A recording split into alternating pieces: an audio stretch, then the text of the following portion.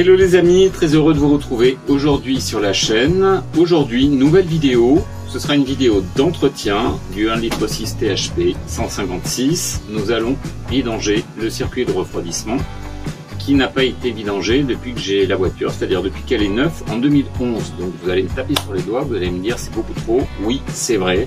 Normalement, ça doit être changé tous les 4 à 5 ans. Donc c'est important que je le fasse. Nous allons mettre un liquide qui a une plage de température plus importante, moins 40 plus 125. Et ce liquide, il aura de ce fait une meilleure capacité de dissipation thermique. Voilà, donc nouveau fluide. Allez, on y va. Les amis, nous nous retrouvons devant le capot moteur de ma 308. Alors vous pouvez effectivement vérifier que mon liquide de refroidissement, bon, il n'a pas une super couleur, il est un petit peu marron. Ce qui confirme qu'il va être très utile de le changer.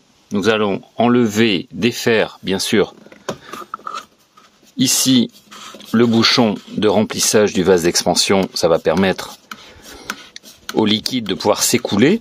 Parce que si vous enlevez pas le bouchon, ça va s'écouler difficilement. Voilà.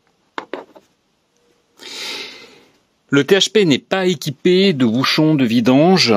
Pour vidanger le circuit, il faut enlever la durite. Donc il y a un collier de serrage qui permet de fixer cette durite inférieure qui est vraiment tout en bas. C'est le point le plus bas du circuit de refroidissement. Donc il suffit d'enlever le collier et de laisser s'écouler le liquide. Donc c'est ce que nous allons faire tout de suite. Il n'y a pas d'autre manœuvre particulière à faire. Voilà, alors nous revenons à notre vidange. Alors vous mettez bien évidemment un récipient dessous, là c'est un bac en plastique qui va me permettre de récupérer le liquide de refroidissement. En aucun cas vous le faites sur une pelouse par exemple, où voilà, c'est un liquide qui est toxique. Pour récupérer le liquide de refroidissement pour recyclage. Alors ici il y a un collier de serrage, vous pouvez le défaire avec une clé de 7 ou alors directement avec un tournevis. Donc là vous voyez j'ai desserré le collier, donc il tourne sur lui-même. Maintenant il suffit que je déboîte la durite pour que, voilà, ça se fait très facilement pour que le liquide s'écoule. Voilà, dedans.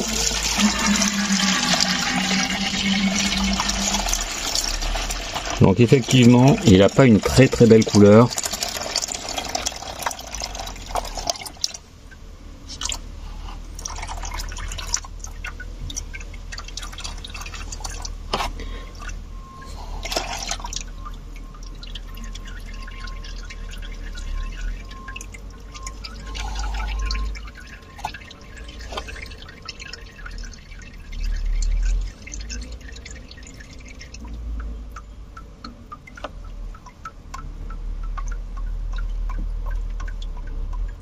Alors je pense pas que la totalité du liquide se soit écoulée, il doit bien en rester dans certains endroits du circuit de refroidissement. Je ne sais pas exactement comment ça communique avec l'habitacle pour le chauffage intérieur du véhicule.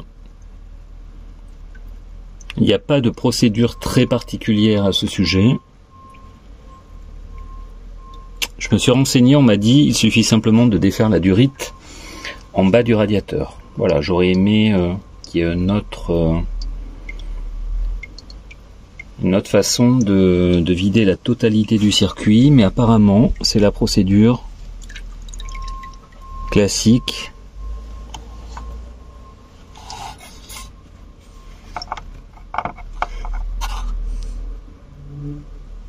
Bon, je vais aller chercher le compresseur et nous allons envoyer un petit peu d'air sous pression dans le circuit pour aider à évacuer le reste de liquide qui peut être éventuellement dans des coudes de durite, caoutchouc. Allez, on se retrouve tout de suite. Si vous voulez être sûr de vider de façon optimale tout le circuit de refroidissement, si vous avez un compresseur, vous envoyez de l'air vous faites écran là ici avec, vous faites étanchéité avec la main et vous envoyez de l'air sous pression dans le circuit.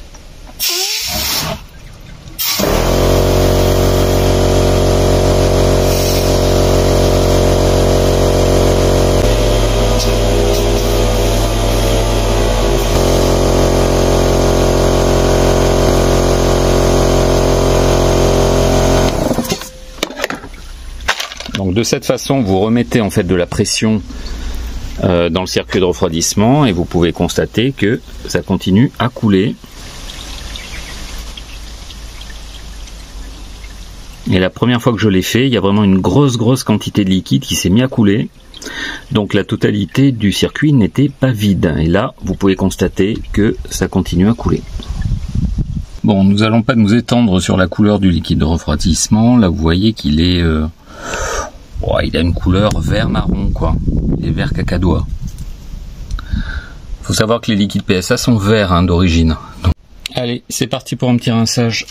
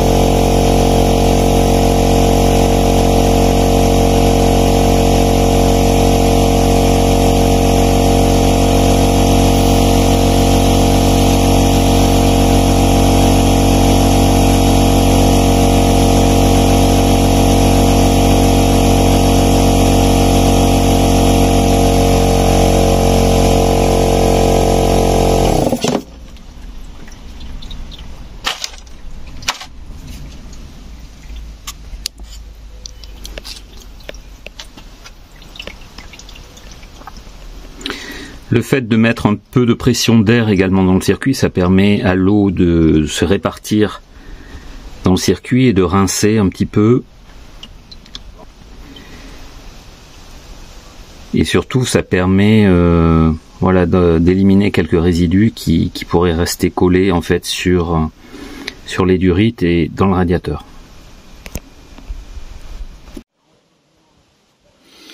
Alors voilà le fluide que j'ai choisi pour mettre dans mon circuit de refroidissement. Donc c'est un liquide de marque Manol qui a une large gamme de température puisqu'il va de moins 40 à plus 125 degrés.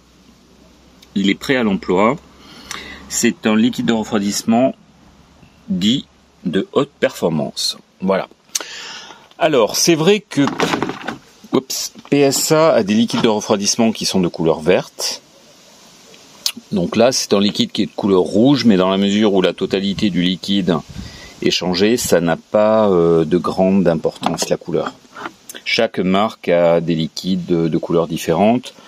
Il y en a des jaunes, il y en a des roses, rouges, il y en a des verts, il y en a qui sont plus bleus. Bon voilà, chaque marque ou chaque groupe de marques a des liquides de couleurs différents. Ils sont néanmoins miscibles l'un avec l'autre. Ce qui est important, c'est de respecter ici la gamme de température.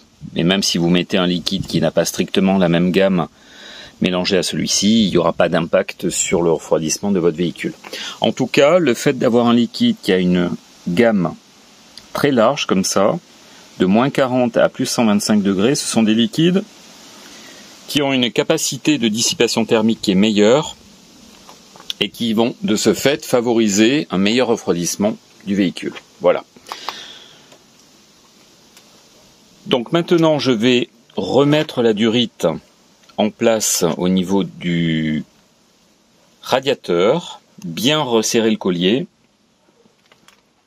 et ensuite nous allons pouvoir faire l'appoint, remplir le liquide de refroidissement par le vase d'expansion.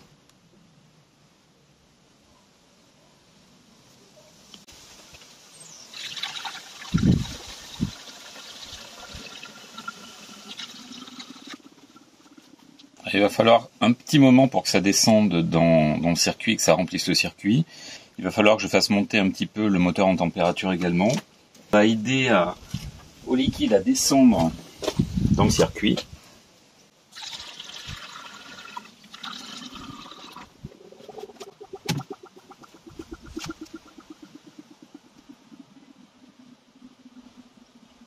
Ça descend petit à petit.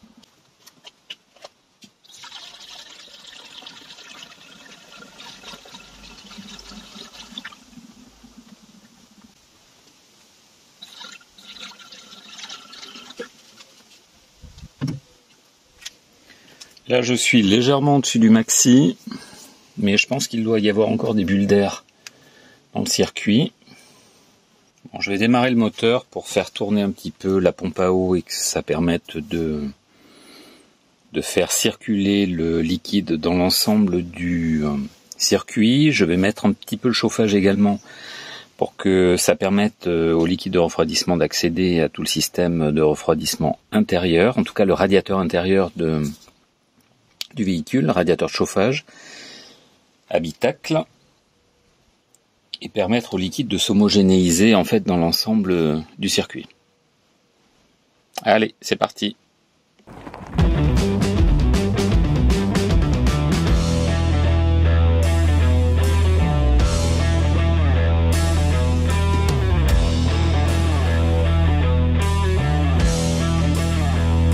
Bon les amis, je viens d'aller faire quelques kilomètres, une dizaine de kilomètres, pour vérifier que voilà, j'avais pas de voyant qui s'allumait, que la température montait normalement. Donc tout est rentré dans l'ordre, strictement aucun voyant ne s'est allumé. La température est montée comme elle a l'habitude de monter, rapidement, parce que le THP chauffe très vite. Et elle s'est stabilisée aux alentours de 89-90 degrés, comme vous pouvez le voir ici. Voilà. Donc nous allons vérifier maintenant sous capot que le niveau dans le vase d'expansion est bon. Éventuellement, nous ferons un petit ajout. D'ailleurs, en roulant, j'ai mis le chauffage.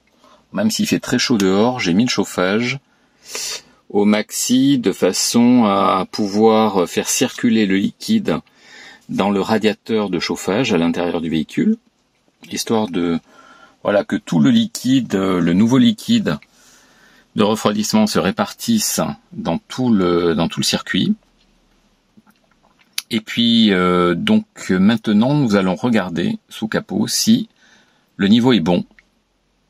Et éventuellement, comme je vous l'ai dit juste avant, nous ferons un petit ajout.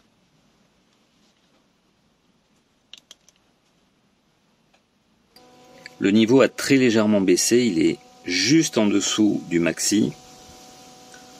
Donc une fois que le liquide, là je ne veux pas l'ouvrir parce que c'est chaud, une fois que la pression sera redescendue et que la température sera redevenue normale, je referai un tout petit ajout. Il en manque vraiment très très peu, donc je pense que j'ai mis la bonne quantité, j'ai dû mettre 4 litres et demi à peu près. Je revérifierai quand même après avoir roulé plus longtemps que tout soit bien normal. D'ailleurs, vu qu'on l'entend bien là, je vais vous mettre le téléphone à proximité de la pompe de refroidissement accessoire pour que vous l'entendiez bien.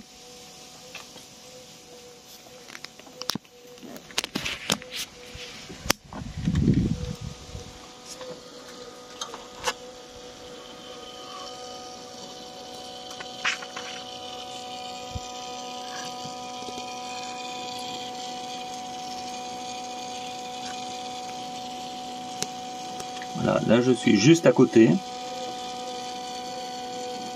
Voilà, la pompe, là vous l'avez, il y a un peu de saleté dessus, vous l'avez juste ici. Donc là, normalement, vous devez l'entendre tourner. Un bruit de moteur électrique.